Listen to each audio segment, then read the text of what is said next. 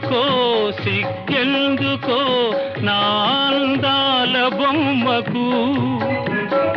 అందుకో చేయందుకో మరి ఆ వైపు చూడకు